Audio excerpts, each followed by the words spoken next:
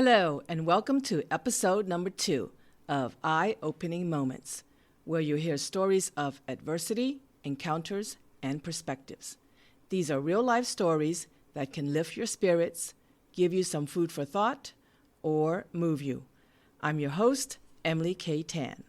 In this episode, you will hear about a broken heart, a conversation about a broken heart, and the Place for Rejuvenation.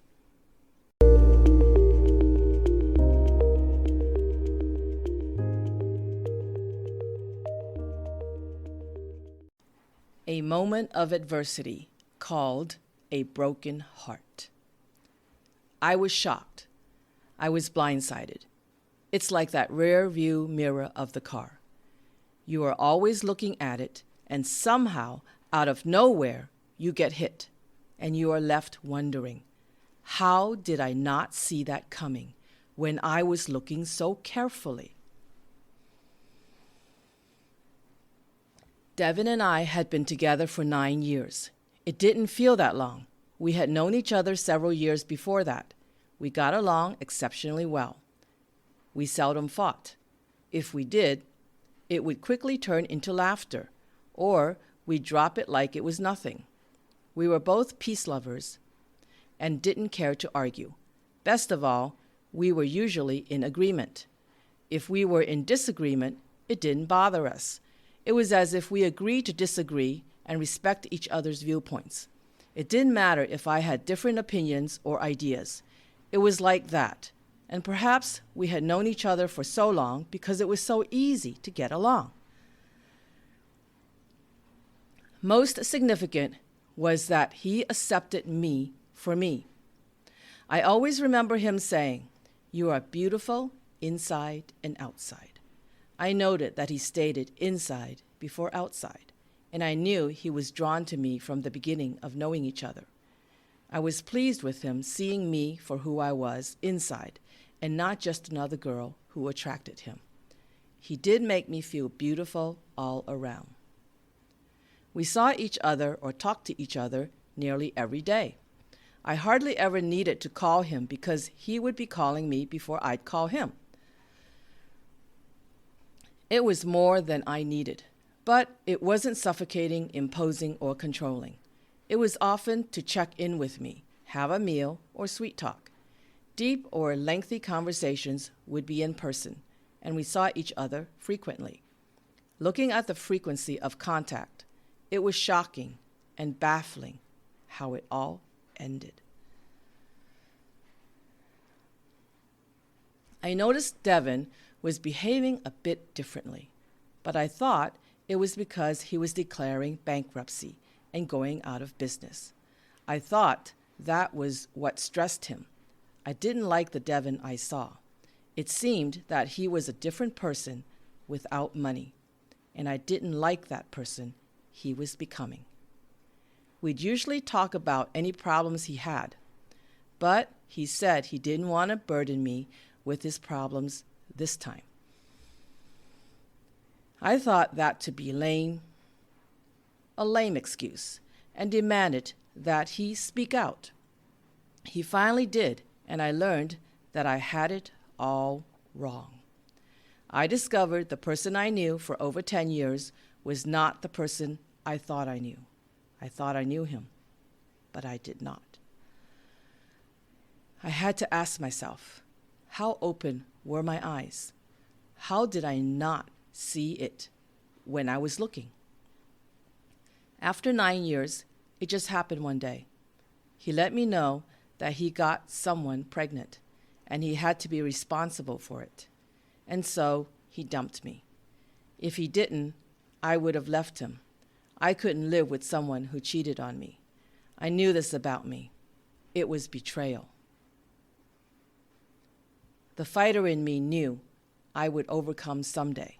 After all, I had so many challenges before Devin, and I overcame them all. At least on the surface, I looked like the strong woman I demanded of myself. Life went on with its ups and downs, and always joy in between. I once shared with an acquaintance Jessie, about the breakup, and she said, "You seem to be strong. How could you not be devastated?" I said I was, but she said I didn't look it. Perhaps it's me putting on a brave face in front of the world. But I said I learned a few big lessons, and it opened me up to a new world to help me move forward. Strange but true. What ran through my mind was that nothing was permanent. Nothing would last forever. Present moments need to be treasured, for they will all pass before our eyes. I recall some ideas I read about Buddhism, and so I began to be interested in philosophy and read some books on Buddhism. There were ideas I agreed with and ideas I didn't. Whatever they were, I took in the ones that would help me move forward. If anything, I could say that the breakup led me to learn more about Buddhism, particularly the impermanence of life, and that we do indeed only have moments that can escape us at any time. The experience led me to live more in the moment and feel each moment in life. This unexpected interest in Buddhism, a positive thing, resulted from the breakup. After the relationship severed, I exercised daily and sang songs like never before. It was my effort to keep myself from falling into a depression and keep myself positive. I slept well and ate well, so I thought I was doing a good job after a devastating breakup. The only thing left was a feeling of being hollowed out, as if Devin had gutted all my insides out, and I was left to be like a zombie. I was physically alive and well, but emotionally, I was dead. I seemed to have lost all feelings. I had no feelings. I felt numb. I even asked myself, how come I couldn't feel anything? I couldn't cry. I wasn't happy or sad. I had no feelings. Was I human anymore? I decided to take a trip far away. I escaped to a tropical island where my friend Selena had friends there. She arranged for me to have a place to stay with her relatives in different parts of the island. When I stayed with one set of relatives, one lady took me out for a walk along a river. She didn't know me, and I didn't know her, but she just straight out told me her sob story as we walked. She had a wonderful life, and suddenly her middle-aged husband got a stroke and could no longer care for himself. It was surprising to hear her tell such a personal story, and as I listened, I realized much.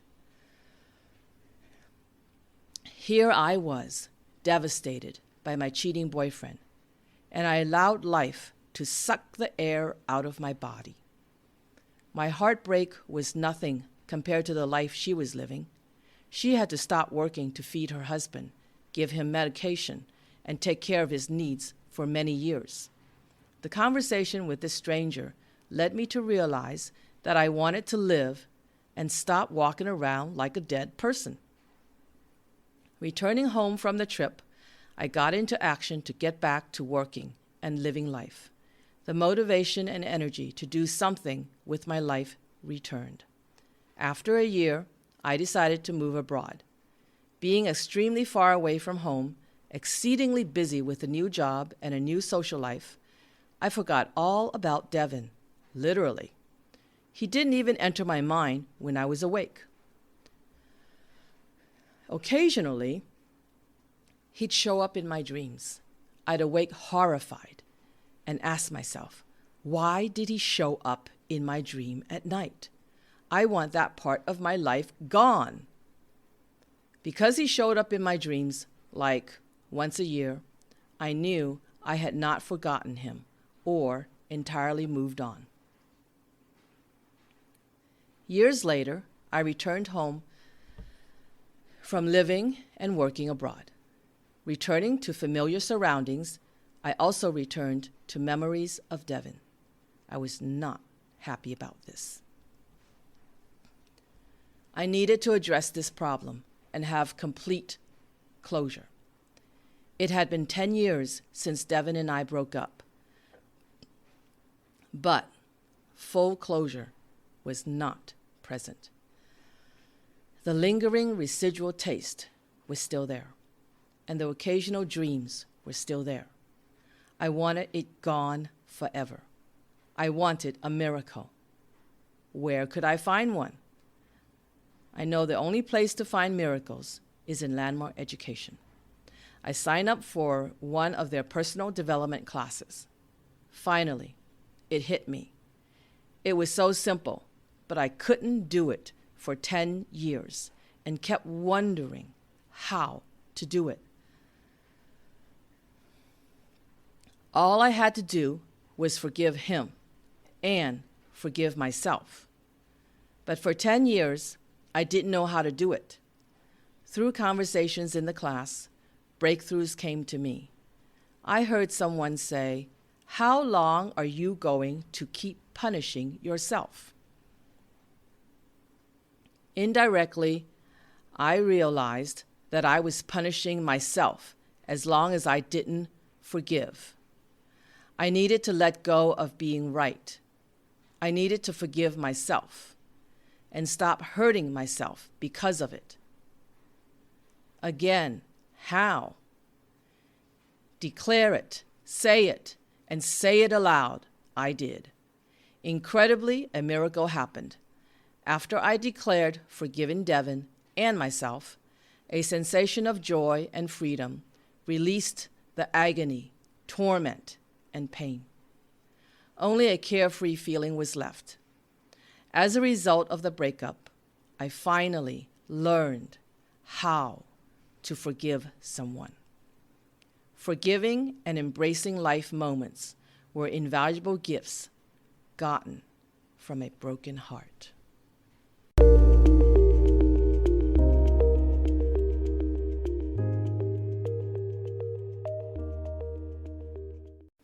A moment of an encounter called A Conversation About a Broken Heart. After a devastating breakup, an escape to a tiny island called Taiwan for a bit of rest and relaxation sounded like a good idea. A friend of mine arranged for me to meet a friend of hers in Taiwan so I would quickly have a new friend there. I first met up with Justine at a restaurant to have lunch together. "What brings you to Taiwan?" she asked. "Just needed to get away because I recently had a big, bad breakup," I said. Surprisingly, she began to share how she met someone but quickly felt rejected and was not up for meeting guys anymore.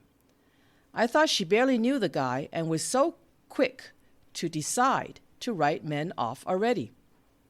It was all because she got stood up once. She had many questions for me because she couldn't understand how I could still be optimistic about any future man in my life. "Why did you break up?" she asked. To make a long story short, my boyfriend cheated on me. We were together for many years. I was shocked that it happened.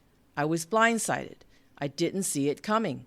I was devastated, and I have never been so devastated in my life, I explained.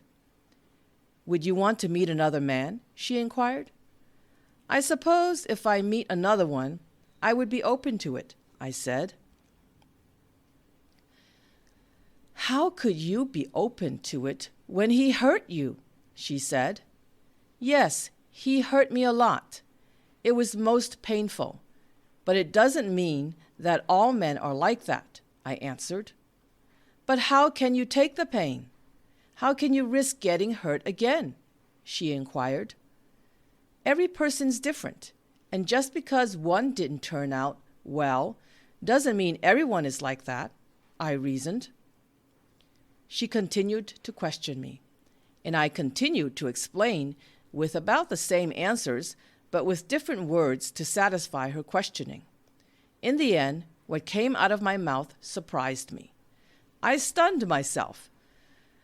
I said, "When I write the book of my life, I don't want blank pages where I have nothing to say because I led a boring and dull life.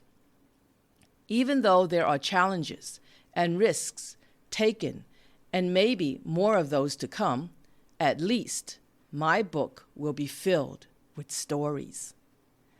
My stories will show that I lived a life full of the good and the bad, the simple and the complex, the adventures and the mundane, the challenges and the ordinary. With all that, life would not be a waste or boring.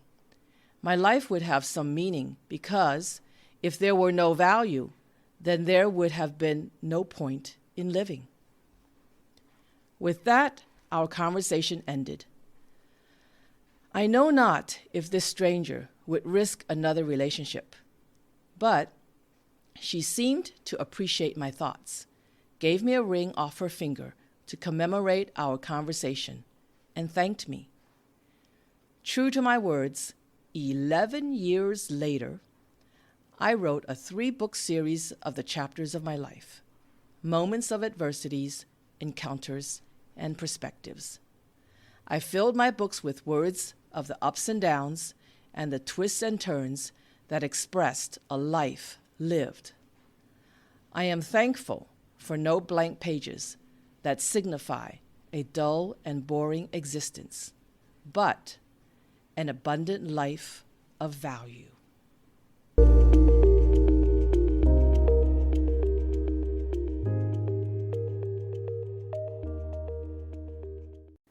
A moment of a perspective called the Place for Rejuvenation. The school bell rings. I open the classroom door with great reluctance, as I have done this for 7 months now. Loud, yapping teenagers walk in, ignoring my greeting. Still, I greet them in a foreign language, which I am teaching. I hope that somewhere in the recesses of their ear canal, they hear me and pick up something I wish to impart. Soon I tell them to focus on their work or attempt to give them a set of directions. But whatever I say seems to land on deaf ears. They are too busy conversing with one another, horsing around with this or that person, walking around the classroom bothering each other, or on mobile phones playing games or texting someone. A loud voice, a pleasant smile, a visual video, prizes, posters as visual aids, a soft voice going right in front of each face. Nothing seems to engage them or faze them. You might feel a little sympathy if I were a first-year teacher, but I am not. I am a veteran elementary school teacher who has a reputation for being one of the best. But now, look at me, teaching today's Generation Z, who could care less about others and don't appreciate anything or anyone. Simply telling them where to sit will ignite their flame of why should they move? I am disgusted. I break. I wanted to make a difference, but apparently I am not doing the job. I go home and jump into my favorite place to be. Under the shower head, with water spraying out. I put my head under it and bend back just a little so that the pellets of spraying water gently beat just above my forehead, massaging away the stress of the day. Luckily, I don't pay for the water. It's part of the rent. So I tell myself it is okay to stand there just a bit longer. Next, I adjusted the shower head so the beating of the water droplets was just a bit stronger. This way, the gushing water will pound out the tenseness in my head, flush away all the dirty attitudes, and wash away all the disgusting profanity mouthed from the high schoolers. After that, I face the shower head, lower my head, and let the bigger pellets of water rain on my head. As the water keeps falling on my lowered head, I pray, to drown my desire to quit before the school year is over. I refuse to be a quitter. The flood of water transports me to the ocean, where I envision that we are all just one speck in this great universe, and all our problems are so minor compared to this infinite space. Last, I go back to facing away from the shower head, readjusting it to a gentle spray of water. I bend back to enjoy the soothing and relaxing feel of water gently beating on my head area just above the forehead. As the water cascades down on me, I rejuvenate myself, and I dream of sitting under a waterfall with water falling all over me and me wishing to stay there forever. What a beautiful scene. With my imagination, I can dream anything. By the time I turn off the water, I am calm and relaxed like the monks of Bhutan. With a multitude of gratitude, I am thankful for having access to this special place under the shower head, under the abundance of water that can transform me every day. A simple household item like a shower head could help change your feelings, mood, and perspectives in a matter of minutes. Little miracles can happen every day with it.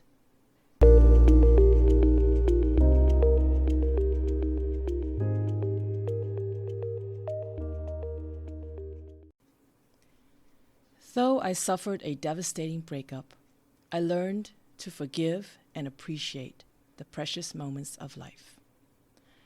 Though I only had a short conversation with a stranger, I discovered that the spice of life, the value of life, includes the good and bad mixed together. Though I became disillusioned with the dream job, I found comfort under a showerhead spouting out water. Next week, you will hear 3 new real-life stories called Dead People, What Someone Said, and Don't Forget the Most Important. If you would like to ask a question or make a comment about an eye-opening moment, you may email me or go to inspiremereads.com. Thank you for listening.